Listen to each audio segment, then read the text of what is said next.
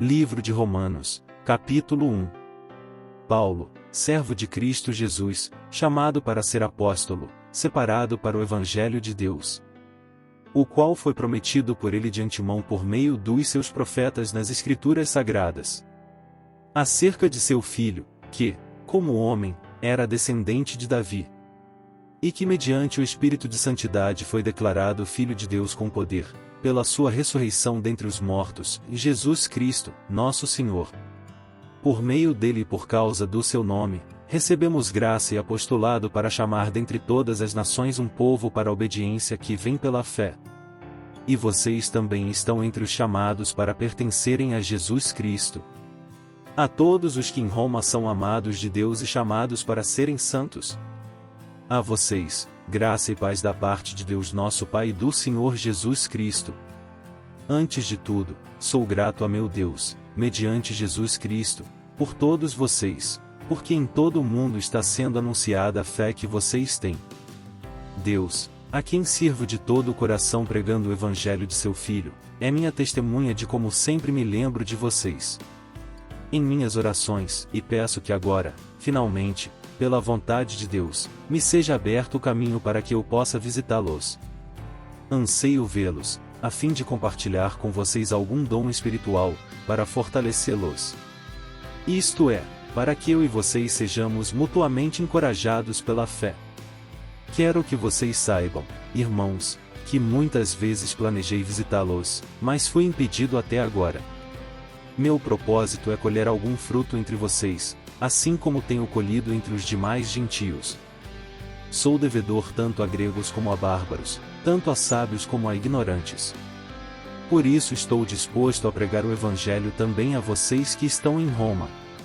Não me envergonho do Evangelho, porque é o poder de Deus para a salvação de todo aquele que crê, primeiro do judeu, depois do grego. Porque no Evangelho é revelada a justiça de Deus, uma justiça que do princípio ao fim é pela fé, como está escrito, o justo viverá pela fé. Portanto, a ira de Deus é revelada dos céus contra toda impiedade e injustiça dos homens que suprimem a verdade pela injustiça. Pois o que de Deus se pode conhecer é manifesto entre eles, porque Deus lhes manifestou. Pois desde a criação do mundo os atributos invisíveis de Deus, seu eterno poder e sua natureza divina, têm sido vistos claramente, sendo compreendidos por meio das coisas criadas, de forma que tais homens são indesculpáveis. Porque, tendo conhecido a Deus, não o glorificaram como Deus, nem lhe renderam graças, mas os seus pensamentos tornaram-se fúteis e o coração insensato deles obscureceu-se. Dizendo-se sábios, tornaram-se loucos. E trocaram a glória do Deus imortal por imagens feitas segundo a semelhança do homem mortal, bem como de pássaros, quadrúpedes e répteis. Por isso Deus os entregou à impureza sexual, segundo os desejos pecaminosos do seu coração, para a degradação do seu corpo entre si. Trocaram a verdade de Deus pela mentira, e adoraram e serviram a coisas e seres criados, em lugar do Criador, que é bendito para sempre. Amém. Por causa disso Deus os entregou a paixões vergonhosas. Até suas mulheres trocaram suas relações sexuais naturais por outras, contrárias à natureza. Da mesma forma, os homens também abandonaram as relações naturais com as mulheres e se inflamaram de paixão uns pelos outros. Começaram a cometer atos indecentes, homens com homens, e receberam em si mesmos o castigo merecido pela sua perversão. Além do mais, visto que desprezaram o conhecimento de Deus, ele os entregou a uma disposição mental reprovável, para praticarem o que não deviam. Tornaram-se cheios de toda sorte de injustiça, maldade, ganância e depravação. Estão cheios de inveja, homicídio, rivalidades, engano e malícia. São bisbilhoteiros, caluniadores, inimigos de Deus, insolentes, arrogantes e presunçosos, inventam maneiras de praticar o mal, desobedecem a seus pais. São insensatos, desleais, sem amor pela família, implacáveis. Embora conheçam o justo decreto de Deus, de que as pessoas que praticam tais coisas merecem a morte, não somente continuam a praticá-las, mas também aprovam aqueles que as praticam. Capítulo 2. O justo julgamento de Deus. Portanto, você, que julga os outros é indesculpável, pois está condenando você mesmo naquilo em que julga, visto que você, que julga, pratica as mesmas coisas. Sabemos que o juízo de Deus contra os que praticam tais coisas é conforme a verdade. Assim, quando você, um simples homem, os julga, mas pratica as mesmas coisas, pensa que escapará do juízo de Deus? Ou será que você despreza as riquezas da sua bondade, tolerância e paciência, não reconhecendo que a bondade de Deus o leva ao arrependimento? Contudo, por causa da sua teimosia e do seu coração obstinado, você está acumulando ira contra você mesmo, para o dia da ira de Deus, quando se revelará o seu justo julgamento. Deus retribuirá a cada um conforme o seu procedimento. Ele dará a vida eterna aos que, persistindo em fazer o bem, buscam glória, honra e imortalidade. Mas haverá ira e indignação para os que são egoístas, que rejeitam a verdade e seguem a injustiça. Haverá tribulação e angústia para todo ser humano que pratica o mal, primeiro para o judeu, depois para o grego. Mas glória, honra e paz para todo o que pratica o bem, primeiro para o judeu, depois para o grego. Pois em Deus não há parcialidade. Todo aquele que pecar sem a lei também perecerá, e todo aquele que pecar sob a lei, pela lei será julgado. Porque não são os que ouvem a lei que são justos aos olhos de Deus, mas os que obedecem à lei, estes serão declarados justos. De fato, quando os gentios, que não têm a lei, praticam naturalmente o que ela ordena, tornam-se lei para si mesmos, embora não possuam a lei. Pois mostram que as exigências da lei estão gravadas em seu coração. Disso dão testemunho também a sua consciência e os pensamentos deles, ora acusando-os, ora defendendo-os. Isso tudo se verá no dia em que Deus julgar os segredos dos homens, mediante Jesus Cristo, conforme o declara o meu Evangelho. Ora, você leva o nome de judeu, apoia-se na lei e orgulha-se de Deus. Você conhece a vontade de Deus e aprova o que é superior, porque é instruído pela lei. Você está convencido de que é guia de cegos, luz para os que estão em trevas. Instrutor de insensatos, mestre de crianças, porque tem na lei a expressão do conhecimento e da verdade. E então, você, que ensina os outros, não ensina a você mesmo? Você, que prega contra o furto, furta? Você, que diz que não se deve adulterar, adultera? Você, que detesta ídolos, rouba-lhes os templos? Você, que se orgulha da lei, desonra a Deus, desobedecendo à lei? Pois, como está escrito, o nome de Deus é blasfemado entre os gentios por causa de vocês. A circuncisão tem valor se você obedece à lei, mas, se você desobedece à lei, a sua circuncisão já se tornou incircuncisão. Se aqueles que não são circuncidados obedecem aos preceitos da lei, não serão eles considerados circuncidados. Aquele que não é circuncidado fisicamente, mas obedece à lei, condenará você que, tendo a lei escrita e a circuncisão, é transgressor da lei. Não é judeu quem o é apenas exteriormente, nem é circuncisão a que é meramente exterior e física. Não. Judeu é quem o é interiormente, e circuncisão é operada no coração, pelo Espírito, e não pela lei escrita. Para estes o louvor não provém dos homens, mas de Deus. Capítulo 3. A fidelidade de Deus. Que vantagem é então em ser judeu, ou que utilidade há na circuncisão? Muita, em todos os sentidos. Principalmente porque aos judeus foram confiadas as palavras de Deus. Que importa se alguns deles foram infiéis? A sua infidelidade anulará a fidelidade de Deus? De maneira nenhuma. Seja Deus verdadeiro, e todo homem mentiroso. Como está escrito: para que sejas justificado nas tuas palavras, e prevaleças quando fores julgado. Mas, se a nossa injustiça ressalta de maneira ainda mais clara a justiça de Deus, que diremos? Que Deus é injusto por aplicar a sua ira. Estou usando um argumento humano. Claro que não.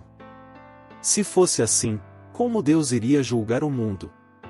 Alguém pode alegar ainda, se a minha mentira ressalta a veracidade de Deus, aumentando assim a sua glória, por que sou condenado como pecador?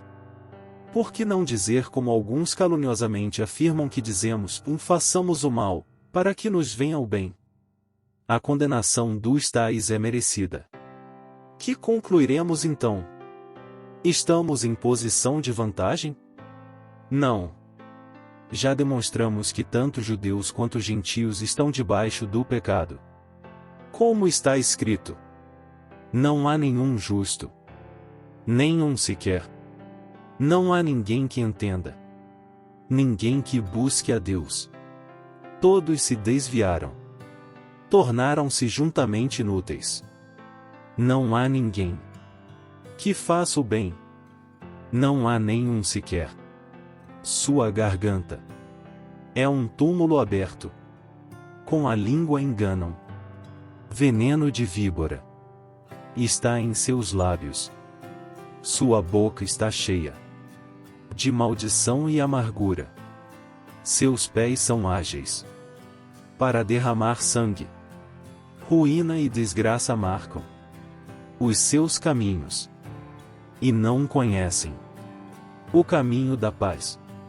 Aos seus olhos é inútil temer a Deus. Sabemos que tudo o que a lei diz, o diz àqueles que estão debaixo dela, para que toda a boca se cale e o mundo todo esteja sob o juízo de Deus. Portanto, ninguém será declarado justo diante dele baseando-se na obediência à lei, pois é mediante a lei que nos tornamos plenamente conscientes do pecado. Mas agora se manifestou uma justiça que provém de Deus, independente da lei, da qual testemunham a lei e os profetas. Justiça de Deus mediante a fé em Jesus Cristo para todos os que creem. Não há distinção, pois todos pecaram e estão destituídos da glória de Deus, sendo justificados gratuitamente por sua graça, por meio da redenção que há em Cristo Jesus.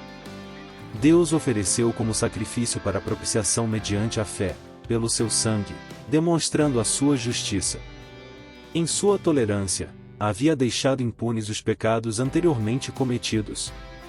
Mas, no presente, demonstrou a sua justiça, a fim de ser justo e justificador daquele que tem fé em Jesus. Onde está, então, o motivo de vanglória? É excluído. Baseado em que princípio? No da obediência à lei? Não, mas no princípio da fé. Pois sustentamos que o homem é justificado pela fé, independente da obediência à lei. Deus é Deus apenas dos judeus? Ele não é também o Deus dos gentios? Sim, dos gentios também. Visto que existe um só Deus, que pela fé justificará os circuncisos e os incircuncisos. Anulamos então a lei pela fé? De maneira nenhuma. Ao contrário, confirmamos a lei. Capítulo 4. Abraão foi justificado pela fé. Portanto, que diremos do nosso antepassado Abraão? Se de fato Abraão foi justificado pelas obras, ele tem do que se gloriar, mas não diante de Deus. Que diz a Escritura? Abraão creu em Deus, e isso lhe foi creditado como justiça. Ora, o salário do homem que trabalha não é considerado como favor, mas como dívida. Todavia, aquele que não trabalha, mas confia em Deus, que justifica o ímpio, sua fé lhe é creditada como justiça. Davi diz a mesma coisa, quando fala da felicidade do homem a quem Deus credita justiça independente de obras.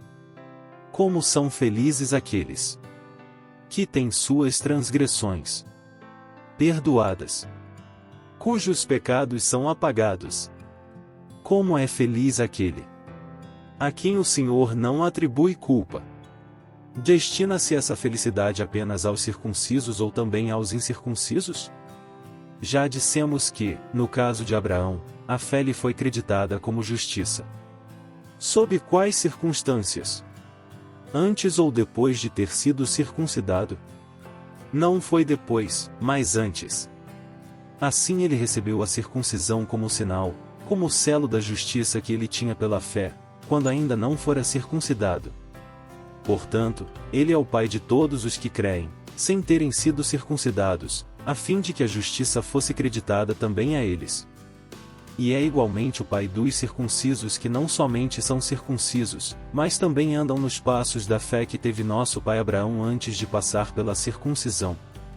Não foi mediante a lei que Abraão e a sua descendência receberam a promessa de que ele seria herdeiro do mundo, mas mediante a justiça que vem da fé. Pois, se os que vivem pela lei são herdeiros, a fé não tem valor, e a promessa é inútil. Porque a lei produz a ira. E onde não há lei, não há transgressão. Portanto, a promessa vem pela fé, para que seja de acordo com a graça e seja assim garantida toda a descendência de Abraão, não apenas aos que estão sob o regime da lei, mas também aos que têm a fé que Abraão teve. Ele é o Pai de todos nós. Como está escrito, eu o constituí Pai de muitas nações. Ele é nosso Pai aos olhos de Deus, em quem creu, o Deus que dá vida aos mortos e chama à existência coisas que não existem, como se existissem. Abraão, contra toda esperança, em esperança creu, tornando-se assim pai de muitas nações, como foi dito a seu respeito, e assim será a sua descendência. Sem se enfraquecer na fé, reconheceu que o seu corpo já estava sem vitalidade, pois já contava cerca de 100 anos de idade, e que também o ventre de Sara já estava sem vigor. Mesmo assim não duvidou nem foi incrédulo em relação à promessa de Deus, mas foi fortalecido em sua fé e deu glória a Deus, estando plenamente convencido de que ele era poderoso para cumprir o que havia prometido. Em consequência, isso lhe foi creditado como justiça. As palavras lhe foi creditado não foram escritas apenas para ele, mas também para nós, a quem Deus creditará a justiça, a nós, que cremos naquele que ressuscitou dos mortos a Jesus, nosso Senhor. Ele foi entregue à morte por nossos pecados e ressuscitado para nossa justificação. Capítulo 5 – Paz e alegria. Tendo sido, pois, justificados pela fé, temos paz com Deus, por nosso Senhor Jesus Cristo, por meio de quem obtivemos acesso pela fé a esta graça na qual agora estamos firmes, e nos gloriamos na esperança da glória de Deus. Não só isso, mas também nos gloriamos nas tribulações, porque sabemos que a tribulação produz perseverança. A perseverança, um caráter aprovado, e o caráter aprovado, esperança. E a esperança não nos decepciona, porque Deus derramou seu amor em nossos corações, por meio do Espírito Santo que Ele nos concedeu. De fato, no devido tempo, quando ainda éramos fracos, Cristo morreu pelos ímpios.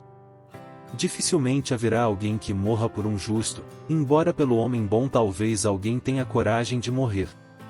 Mas Deus demonstra seu amor por nós, Cristo morreu em nosso favor quando ainda éramos pecadores.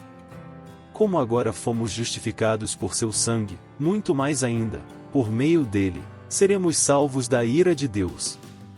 Se quando éramos inimigos de Deus fomos reconciliados com ele mediante a morte de seu Filho, quanto mais agora, tendo sido reconciliados, seremos salvos por sua vida.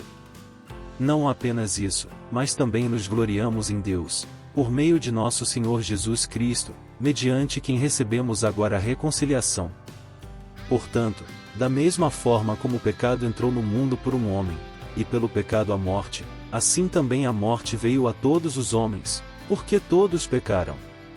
Pois antes de ser dada a lei, o pecado já estava no mundo. Mas o pecado não é levado em conta quando não existe lei. Todavia, a morte reinou desde o tempo de Adão até o de Moisés, mesmo sobre aqueles que não cometeram pecado semelhante à transgressão de Adão, o qual era um tipo daquele que haveria de vir. Entretanto, não há comparação entre a dádiva e a transgressão.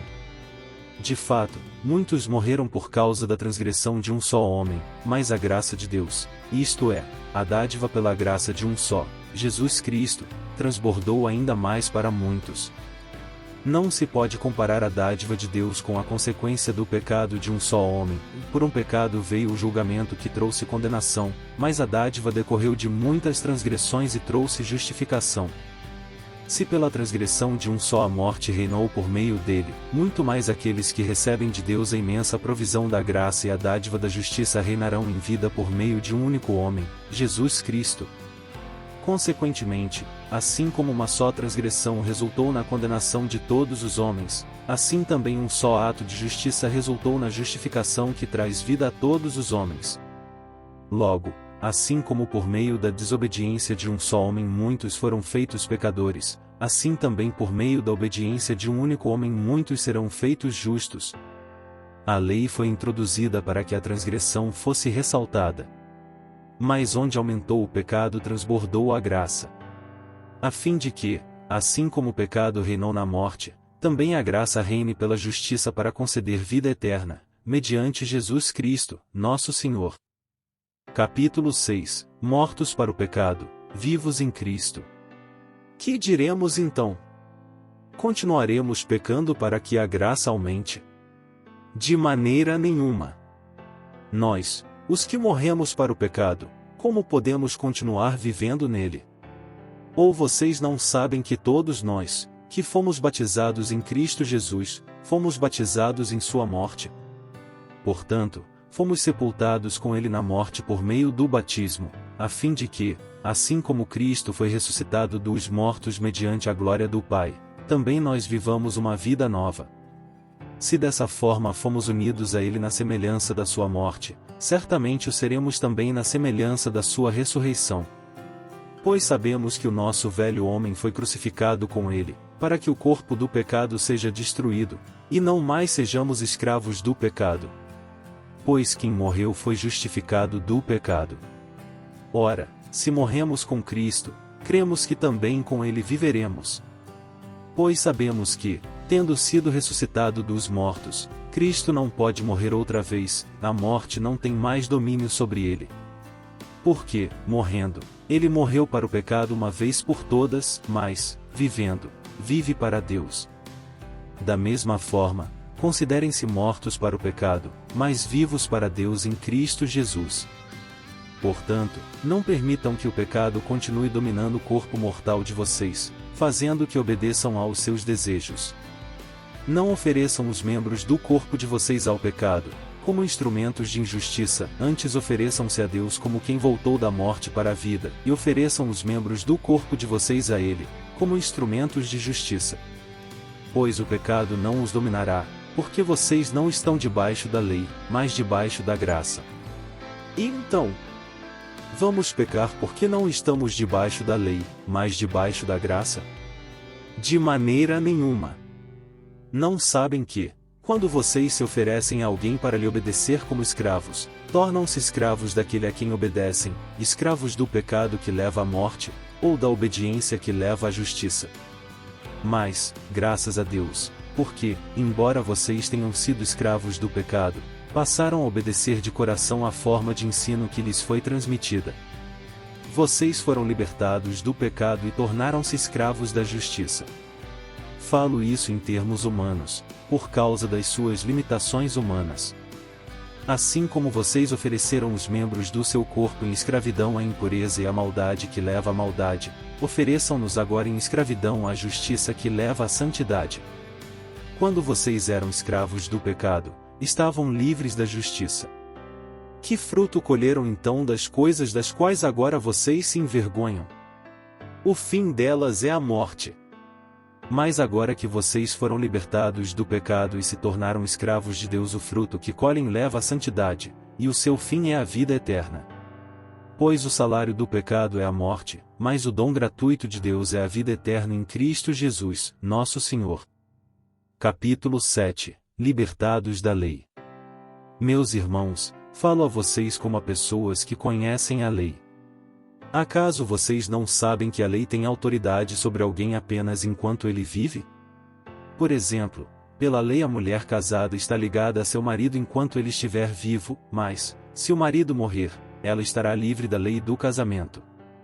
Por isso, se ela se casar com outro homem enquanto seu marido ainda estiver vivo, será considerada adúltera. Mas, se o marido morrer, ela estará livre daquela lei e, mesmo que venha a se casar com outro homem, não será adúltera.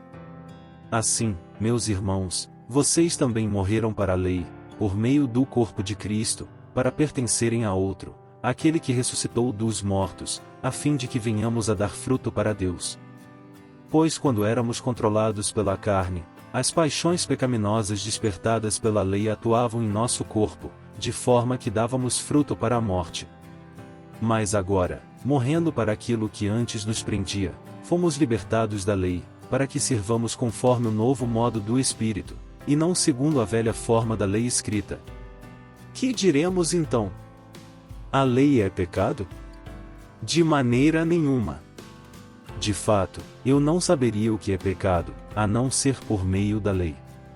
Pois, na realidade, eu não saberia o que é cobiça, se a lei não dissesse, não cobiçarás. Mas o pecado, aproveitando a oportunidade dada pelo mandamento, produziu em mim todo tipo de desejo cobiçoso.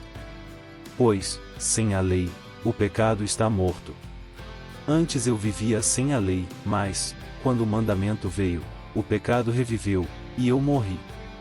Descobri que o próprio mandamento, destinado a produzir vida, na verdade produziu morte. Pois o pecado, aproveitando a oportunidade dada pelo mandamento, enganou-me e por meio do mandamento me matou. De fato a lei é santa, e o mandamento é santo, justo e bom. E então, o que é bom se tornou em morte para mim? De maneira nenhuma. Mas, para que o pecado se mostrasse como pecado, ele produziu morte em mim por meio do que era bom, de modo que por meio do mandamento ele se mostrasse extremamente pecaminoso. Sabemos que a lei é espiritual, eu, contudo, não o sou, pois fui vendido como escravo ao pecado. Não entendo o que faço. Pois não faço o que desejo, mas o que odeio.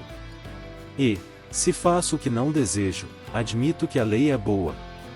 Nesse caso, não sou mais eu quem o faz, mas o pecado que habita em mim. Sei que nada de bom habita em mim, isto é, em minha carne. Porque tenho o desejo de fazer o que é bom, mas não consigo realizá-lo. Pois o que faço não é o bem que desejo, mas o mal que não quero fazer esse eu continuo fazendo. Ora, se faço o que não quero, já não sou eu quem o faz, mas o pecado que habita em mim. Assim, encontro esta lei que atua em mim, quando quero fazer o bem, o mal está junto de mim. No íntimo do meu ser tenho prazer na lei de Deus. Mas vejo outra lei atuando nos membros do meu corpo, guerreando contra a lei da minha mente, tornando-me prisioneiro da lei do pecado que atua em meus membros. Miserável homem que eu sou! Quem me libertará do corpo sujeito a esta morte? Graças a Deus por Jesus Cristo, nosso Senhor. De modo que, com a mente, eu próprio sou escravo da lei de Deus, mas, com a carne, da lei do pecado. Capítulo 8. Vida através do Espírito. Portanto, agora já não há condenação para os que estão em Cristo Jesus. Porque por meio de Cristo Jesus a lei do Espírito de vida me libertou da lei do pecado e da morte.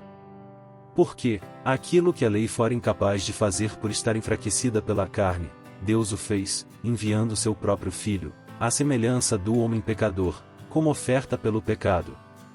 E assim condenou o pecado na carne, a fim de que as justas exigências da lei fossem plenamente satisfeitas em nós, que não vivemos segundo a carne, mas segundo o Espírito. Quem vive segundo a carne tem a mente voltada para o que a carne deseja, mas quem vive de acordo com o Espírito tem a mente voltada para o que o Espírito deseja. A mentalidade da carne é morte, mas a mentalidade do Espírito é vida e paz. A mentalidade da carne é inimiga de Deus porque não se submete à lei de Deus, nem pode fazê-lo. Quem é dominado pela carne não pode agradar a Deus. Entretanto, vocês não estão sob o domínio da carne, mas do Espírito, se de fato o Espírito de Deus habita em vocês. E, se alguém não tem o Espírito de Cristo, não pertence a Cristo. Mas, se Cristo está em vocês, o corpo está morto por causa do pecado, mas o Espírito está vivo por causa da justiça. E, se o Espírito daquele que ressuscitou Jesus dentre os mortos habita em vocês, aquele que ressuscitou a Cristo dentre os mortos também dará vida a seus corpos mortais, por meio do seu Espírito, que habita em vocês. Portanto, irmãos, estamos em dívida, não para com a carne, para vivermos sujeitos a ela. Pois, se vocês viverem de acordo com a carne, morrerão, mas, se pelo Espírito fizerem morrer os atos do corpo, viverão. Porque todos os que são guiados pelo Espírito de Deus são filhos de Deus. Pois vocês não receberam o Espírito que os escravize para novamente temerem, mas receberam o Espírito que os torna filhos por adoção, por meio do qual clamamos, Abba, Pai. O próprio Espírito testemunha ao nosso espírito que somos filhos de Deus. Se somos filhos, então somos herdeiros, herdeiros de Deus e co-herdeiros com Cristo, se de fato participamos dos seus sofrimentos, para que também participemos da sua glória. Considero que os nossos sofrimentos atuais não podem ser comparados com a glória que em nós será revelada. A natureza criada aguarda, com grande expectativa, que os filhos de Deus sejam revelados. Pois ela foi submetida à inutilidade, não pela sua própria escolha, mas por causa da vontade daquele que a sujeitou, na esperança de que a própria natureza criada será libertada da escravidão da decadência em que se encontra, recebendo a gloriosa liberdade dos filhos de Deus. Sabemos que toda a natureza criada geme até agora, como em dores de parto. E não só isso, mas nós mesmos, que temos os primeiros frutos do Espírito, gememos interiormente, esperando ansiosamente nossa adoção como filhos, a redenção do nosso corpo. Pois nessa esperança fomos salvos. Mas a esperança que se vê não é esperança. Quem espera por aquilo que está vendo? Mas, se esperamos o que ainda não vemos, aguardamo-lo pacientemente. Da mesma forma o Espírito nos ajuda em nossa fraqueza, pois não sabemos como orar, mas o próprio Espírito intercede por nós com gemidos inexprimíveis. E aquele que sonda os corações conhece a intenção do Espírito, porque o Espírito intercede pelos santos de acordo com a vontade de Deus. Sabemos que Deus age em todas as coisas para o bem daqueles que o amam, dos que foram chamados de acordo com o seu propósito. Pois aqueles que de antemão conheceu, também os predestinou para serem conformes à imagem de seu Filho, a fim de que ele seja o primogênito entre muitos irmãos. E aos que predestinou, também chamou, aos que chamou, também justificou, aos que justificou, também glorificou. Que diremos, pois, diante dessas coisas? Se Deus é por nós, quem será contra nós? Aquele que não poupou seu próprio Filho, mas o entregou por todos nós, como não nos dará com ele, e de graça, todas as coisas? Quem fará alguma acusação contra os escolhidos de Deus? É Deus quem os justifica. Quem os condenará? Foi Cristo Jesus que morreu, e mais, que ressuscitou e está à direita de Deus, e também intercede por nós. Quem nos separará do amor de Cristo? Será tribulação, ou angústia, ou perseguição, ou fome, ou nudez, ou perigo, ou espada? Como está escrito: por amor de ti enfrentamos a morte todos os dias. Somos considerados como ovelhas destinadas ao matadouro. Mas em todas estas coisas somos mais que vencedores, por meio daquele que nos amou. Pois estou convencido de que nem morte nem vida, nem anjos nem demônios, nem o presente nem o futuro, nem quaisquer poderes, nem altura nem profundidade, nem qualquer outra coisa na criação será capaz de nos separar do amor de Deus que está em Cristo Jesus, nosso Senhor. Capítulo 9. Deus é soberano.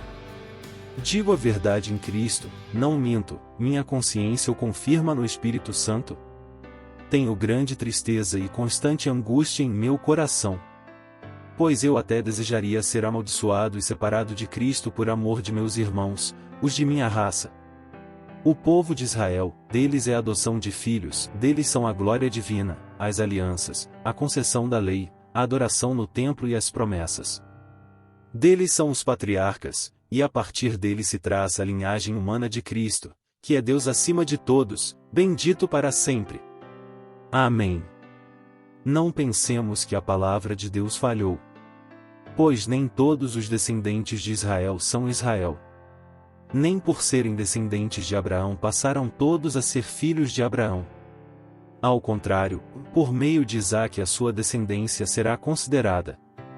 Noutras palavras, não são os filhos naturais que são filhos de Deus, mas os filhos da promessa é que são considerados descendência de Abraão. Pois foi assim que a promessa foi feita: no tempo devido virei novamente, e Sara terá um filho. E esse não foi o único caso, também os filhos de Rebeca tiveram o mesmo pai, nosso pai Isaque. Todavia, antes que os gêmeos nascessem ou fizessem qualquer coisa boa ou má, a fim de que o propósito de Deus conforme a eleição permanecesse. Não por obras, mas por aquele que chama, foi dito a ela: o mais velho servirá ao mais novo. Como está escrito: e amei Jacó, mas rejeitei Esaú. E então, que diremos? Acaso Deus é injusto? De maneira nenhuma. Pois ele diz a Moisés: terei misericórdia de quem eu quiser ter misericórdia, e terei compaixão de quem eu quiser ter compaixão. Portanto, isso não depende do desejo ou do esforço humano, mas da misericórdia de Deus. Pois a Escritura diz ao Faraó: eu o levantei exatamente com este propósito, em mostrar em você o meu poder e para que o meu nome seja proclamado em toda a terra. Portanto, Deus tem misericórdia de quem Ele quer e endurece a quem Ele quer. Mas algum de vocês me dirá: e então, por que Deus ainda nos culpa? Pois quem resiste à sua vontade? Mas quem é você, ó homem, para questionar a Deus? Acaso aquilo que é formado pode dizer ao que o formou: por que me fizeste assim? O oleiro não tem direito de fazer do mesmo barro um vaso para fins nobres e outro para uso desonroso?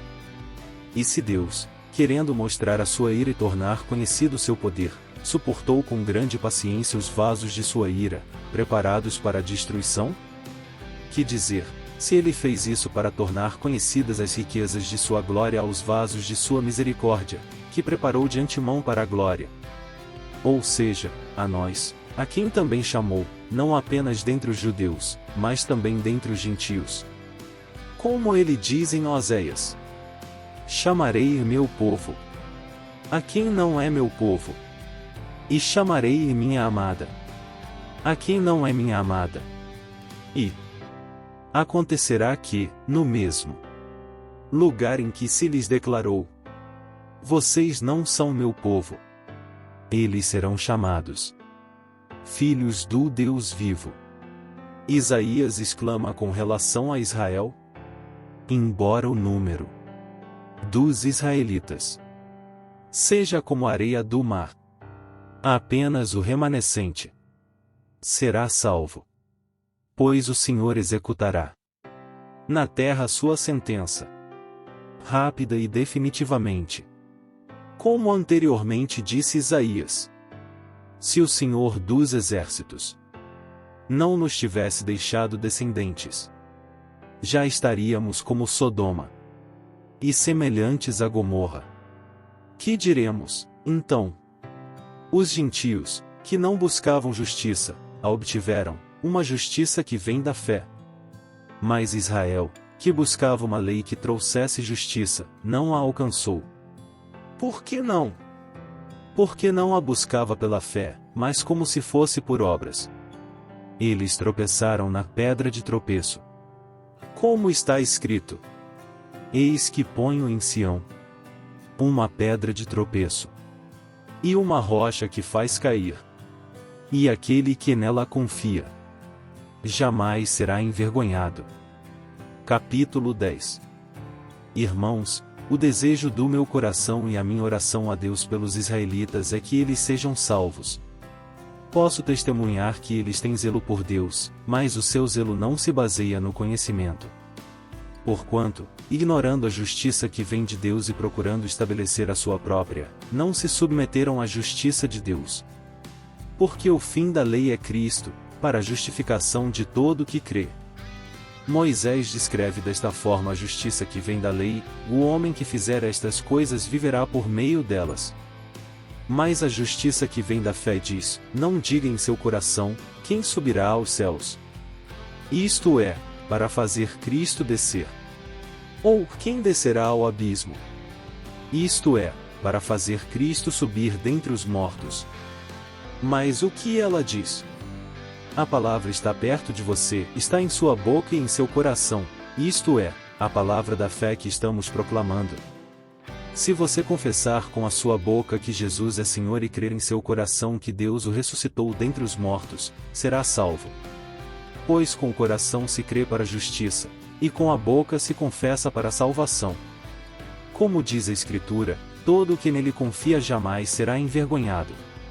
Não há diferença entre judeus e gentios, pois o mesmo Senhor é Senhor de todos e abençoa ricamente todos os que o invocam. Porque todo aquele que invocar o nome do Senhor será salvo. Como, pois, invocarão aquele em quem não creram? E como crerão naquele de quem não ouviram falar? E como ouvirão, se não houver quem pregue? E como pregarão, se não forem enviados?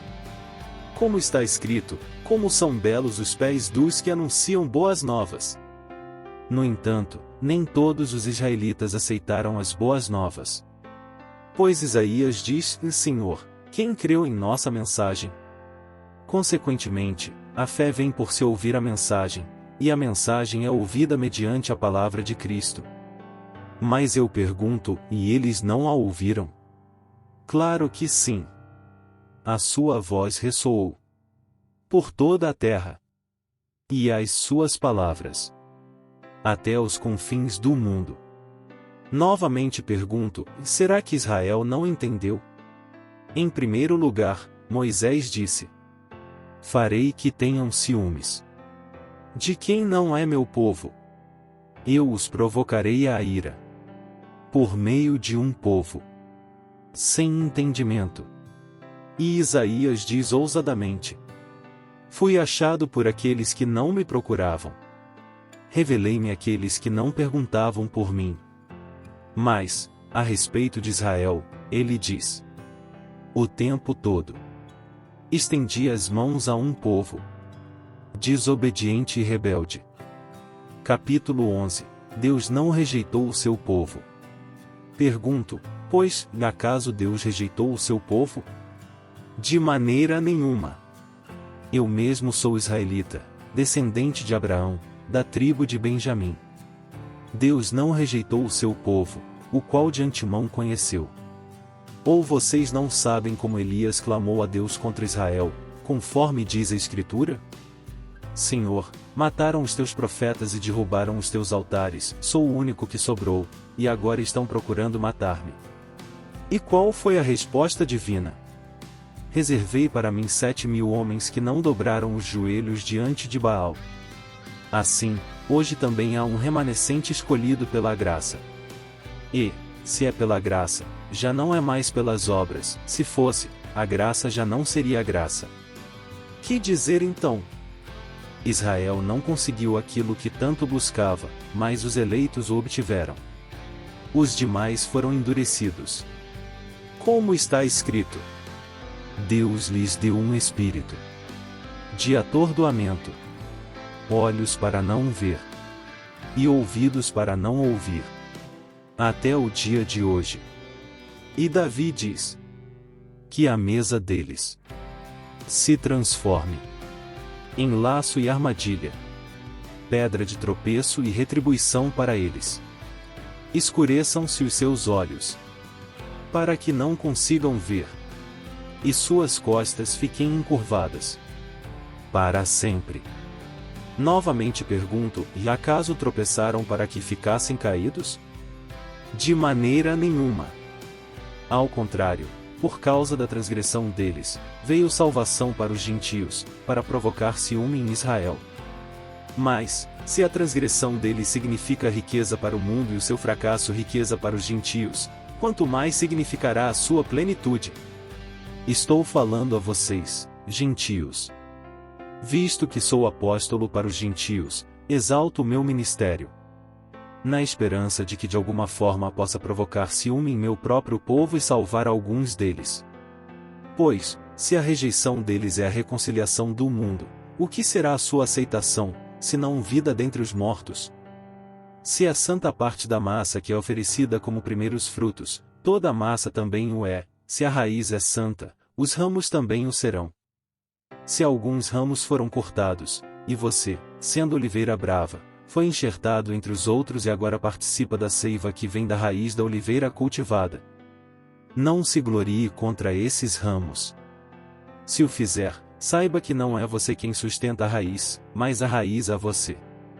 Então você dirá: os ramos foram cortados, para que eu fosse enxertado. E está certo. Eles, porém, foram cortados devido à incredulidade, e você permanece pela fé. Não se orgulhe, mas tema. Pois, se Deus não poupou os ramos naturais, também não poupará você. Portanto, considere a bondade e a severidade de Deus, severidade para com aqueles que caíram, mas bondade para com você, desde que permaneça na bondade dele.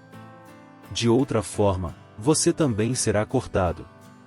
E quanto a eles, se não continuarem na incredulidade, serão enxertados, pois Deus é capaz de enxertá-los outra vez. Afinal de contas, se você foi cortado de uma oliveira brava por natureza e, de maneira antinatural, foi enxertado numa oliveira cultivada, quanto mais serão enxertados os ramos naturais em sua própria oliveira. Irmãos, não quero que ignorem este mistério, para que não se tornem presunçosos. Israel experimentou um endurecimento em parte, até que chegue a plenitude dos gentios. E assim todo Israel será salvo, como está escrito: virá de Sião o Redentor, que desviará de Jacó a impiedade. E esta é a minha aliança com eles, quando eu remover os seus pecados. Quanto ao Evangelho, eles são inimigos por causa de vocês, mas, quanto à eleição, são amados por causa dos patriarcas. Pois os dons e o chamado de Deus são irrevogáveis. Assim como vocês, que antes eram desobedientes a Deus mas agora receberam misericórdia, graças à desobediência deles. Assim também agora eles se tornaram desobedientes, a fim de que também recebam agora misericórdia, graças à misericórdia de Deus para com vocês. Pois Deus sujeitou todos à desobediência, para exercer misericórdia para com todos. Ó profundidade da riqueza, da sabedoria e do conhecimento de Deus! Quão insondáveis são os seus juízos, e inescrutáveis os seus caminhos! Quem conheceu a mente do Senhor? Ou quem foi seu conselheiro? Quem primeiro lhe deu, para que ele o recompense? Pois dele, por ele e para ele são todas as coisas. A ele seja a glória para sempre. Amém. Capítulo 12. Entrega da vida para servir. Portanto, irmãos, rogo pelas misericórdias de Deus que se ofereçam em sacrifício vivo, santo e agradável a Deus. Este é o culto racional de vocês. Não se amoldem ao padrão deste mundo, mas transformem-se pela renovação da sua mente, para que sejam capazes de experimentar e comprovar a boa, agradável e perfeita vontade de Deus.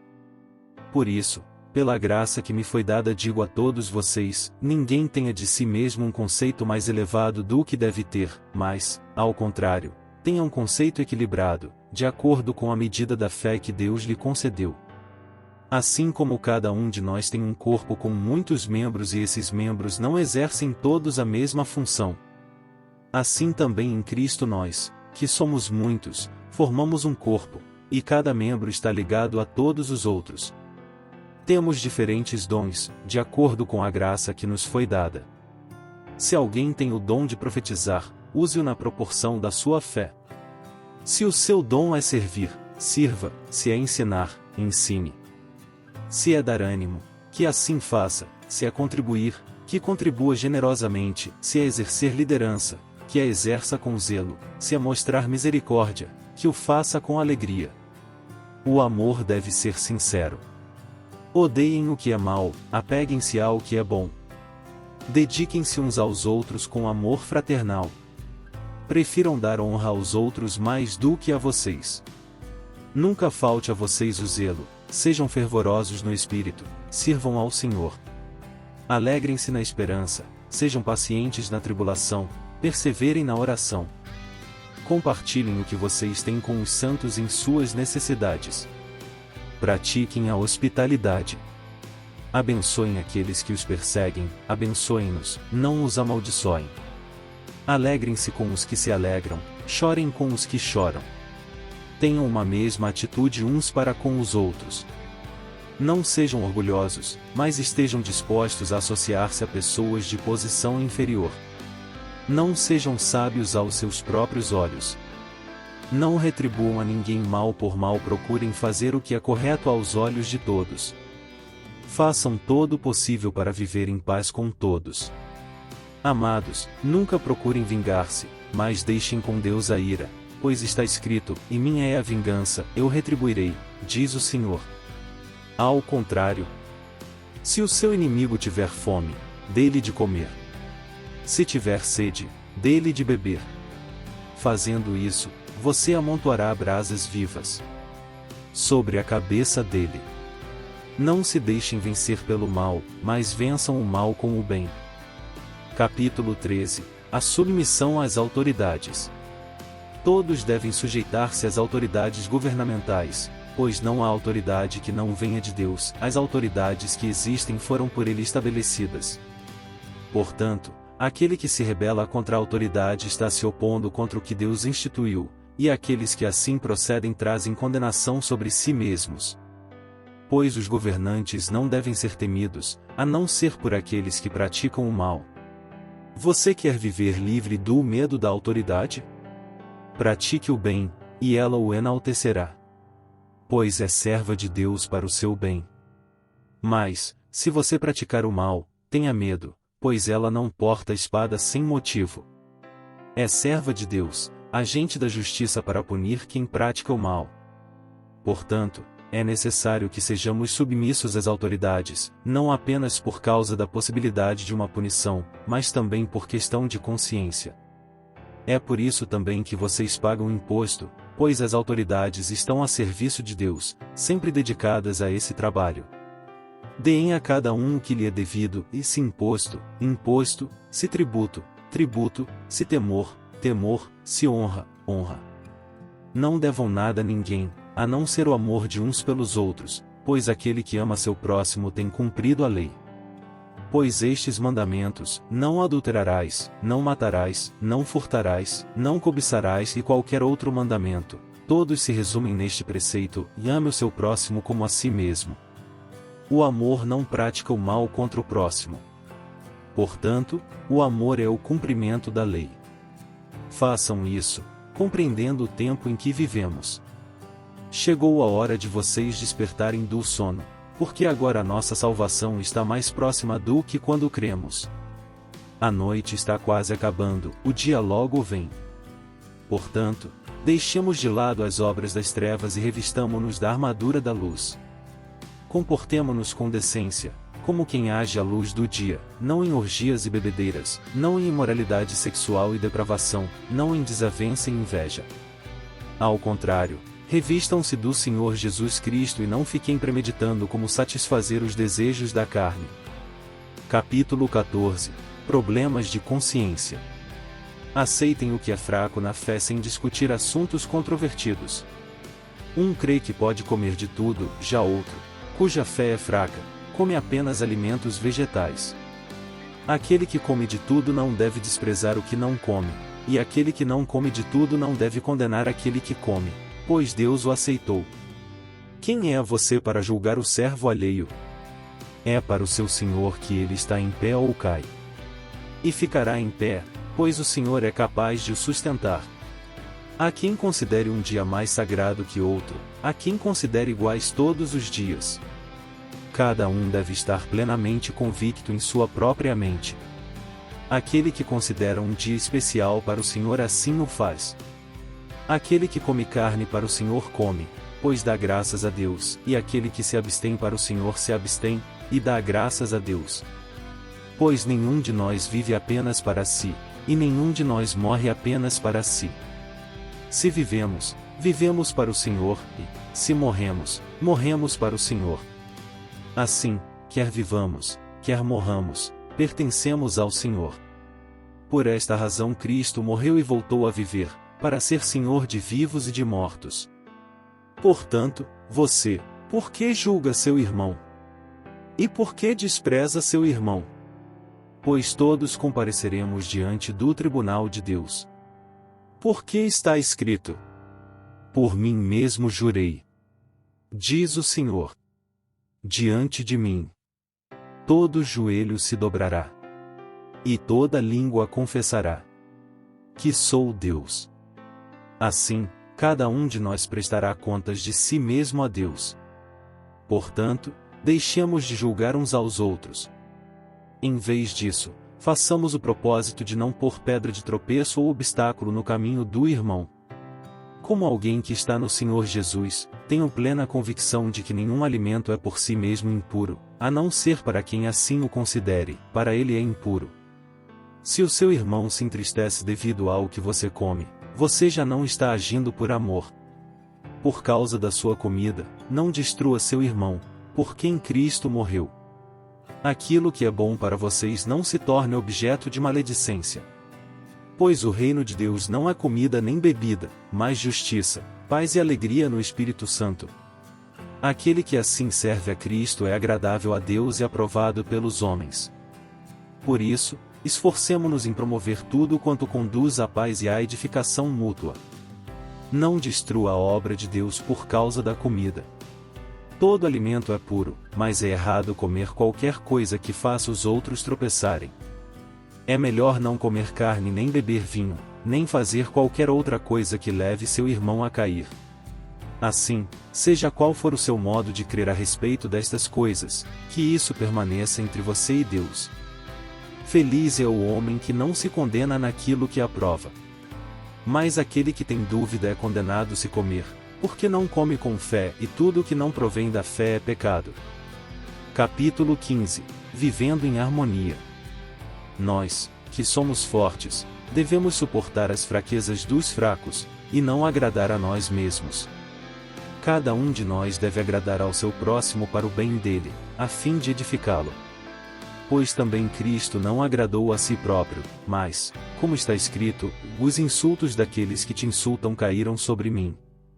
Pois tudo o que foi escrito no passado foi escrito para nos ensinar, de forma que, por meio da perseverança e do bom ânimo procedentes das Escrituras, mantenhamos a nossa esperança.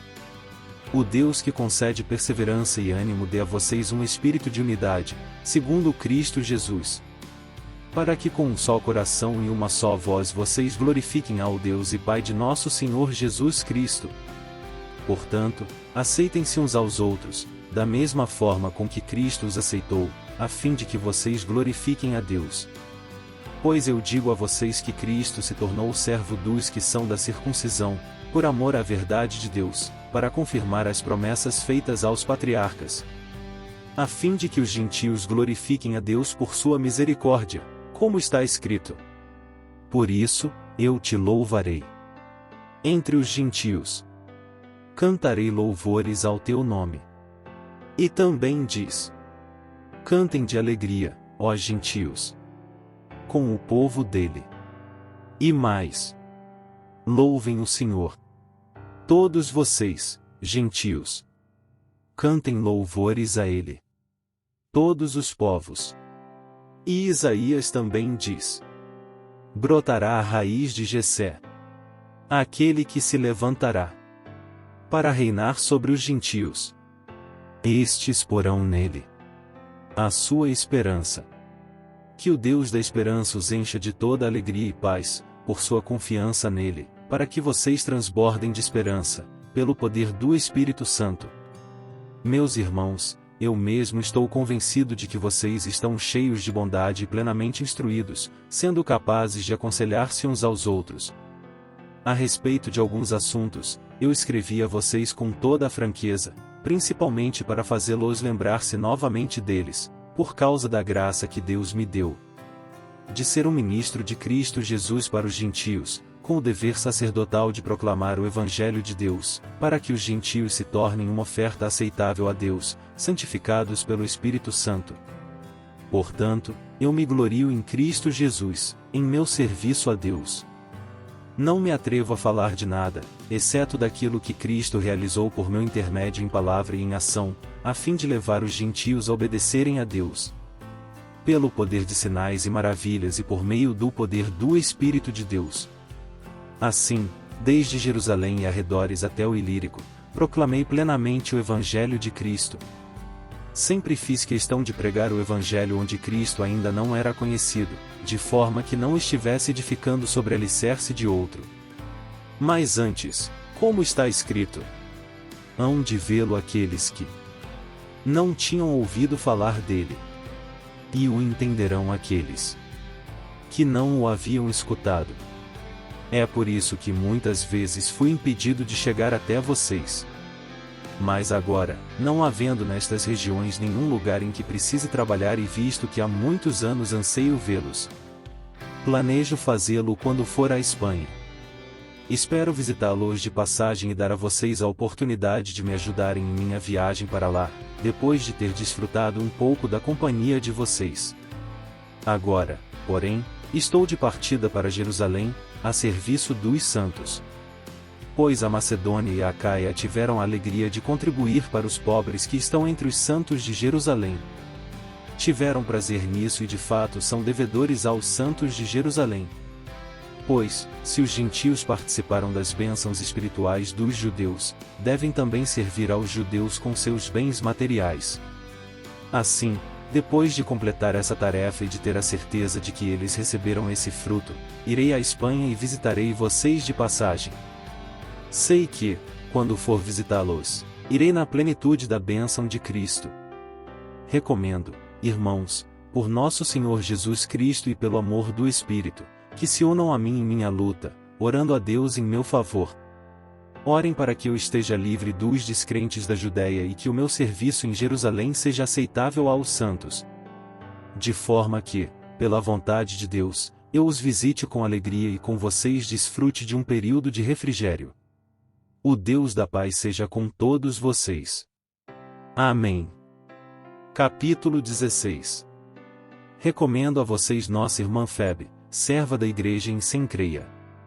Peço que a recebam no Senhor, de maneira digna dos santos, e lhe prestem a ajuda de que venha necessitar, pois tem sido de grande auxílio para muita gente, inclusive para mim. Saúdem Priscila e Áquila, meus colaboradores em Cristo Jesus. Arriscaram a vida por mim. Sou grato a eles, não apenas eu, mas todas as igrejas dos gentios.